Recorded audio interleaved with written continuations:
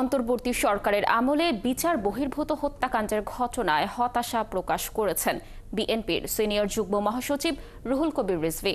কুমিল্লায় আইনশৃঙ্খলা বাহিনীর হেফাজতে যুবদল নেতার মৃত্যুর ঘটনা উল্লেখ করে তিনি বলেন, জনগণ যখন একটি নির্বাচনের অপেক্ষায় আছে তখন এমন হত্যাকাণ্ড আর বাংলাদেশ নিয়ে ভারতের অপপ্রচার সবকিছুই উদ্বেগের বিষয়। ছাত্রদের নিয়ে মন্ত্রণালয় কমিটি গঠনের সমালোচনাও করেন রিজভী। দর্শক আরও জানাচ্ছেন সৈকত সাদিক। আইন শৃঙ্খলা বাহিনীর হেফাজতে থাকা অবস্থায় মৃত্যুর পর শনিবার দুপুরে জানাজা শেষে কুমিল্লার যুবদল নেতা তৌহিদুলকে পারিবারিক কবরস্থানে দাফন করা হয়েছে। স্বজনরা অভিযোগ করেছেন তার সারা শরীরে নির্যাতনের অসংখ্য ক্ষতচিহ্ন পাওয়া গেছে। এর মৃত্যুকে হত্যা বলে দাবি করেছেন স্বজনরা।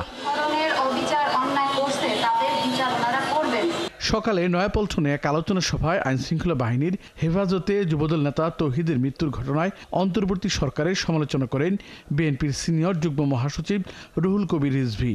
তিনি বলেন, দেশে দিন দিন সংখ্যা বাড়ছে।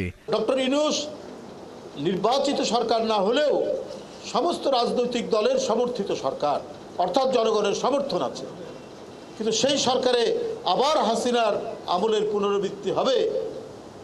একজন যুবকর্মী বা যুব নেতা অপরাধী হলেও আপনি তাকে তো পুলিশের মাধ্যমে 24 ঘন্টার মধ্যে আদালতও তাকে পেশ করবে, কিন্তু তাকে আপনি লাশ করে তার পিতামাতার কাছে ফেরত দিবেন, তাহলে কি লাভ হলো? শেখ হাসিনা সরকারের পতনের পর থেকে ভারতের গণমাধ্যমে অব্যাহতভাবে বাংলাদেশের অপপ্রচারের উল্লেখ করে তিনি বলেন, বিদেশি ষড়যন্ত্র এখন চলছে। বৈষম্য বিরোধী আন্দোলনের ছাত্রদের প্রতিটি মন্ত্রণালয়ে কমিটি গঠনের বিষয়টি উল্লেখ করে সবাইকে সতর্কতার সঙ্গে কাজ করার পরামর্শ দেন তিনি। ছাত্ররা একটা মিনিস্ট্রিতে একটা কমিটি করে তারা চালাচ্ছে, ব্যবসায়ীরা সব আপনাদের পিছনে ছুটবে এবং আপনাদের বালিশের নিচে টাকা দিতে শুরু করবে এবং ক্রমাগতভাবে আপনার করাপশনের দিকে নিয়ে যাবে। আপনাদের প্রধান দায়িত্ব হচ্ছে ক্যাম্পাসের সবুজ চত্বর।